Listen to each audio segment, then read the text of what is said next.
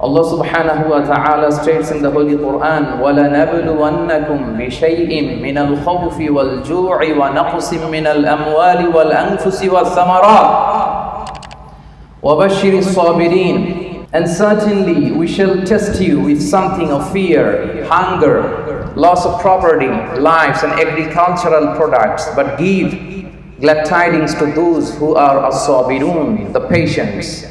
These Quranic verse manifests that our life in this dunya is a test.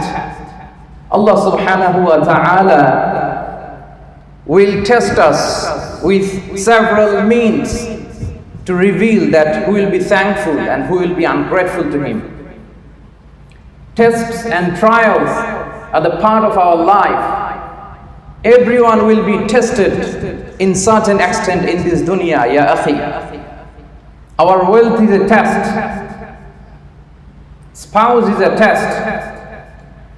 Children are tests. Poverty and wealth are tests. Likewise, health and illness are tests. We all are tested in everything we possess in this dunya, and this will be continuing. This will be continuing up until our death, up until we leave this dunya. And interestingly, dear brothers and sisters, these tests are not always in the form of hardships and difficulties. Sometimes Allah tests us with blessings and bounties. Allahu Akbar.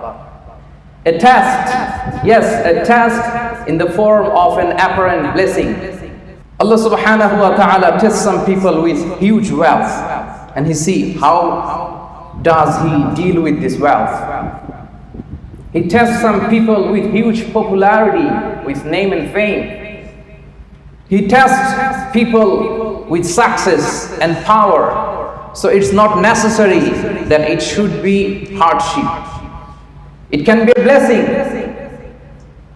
And Allah subhanahu wa ta'ala, He wants to see how we deal with this blessing. And our tests are not identical, dear brothers and sisters. I mean, it's not similar.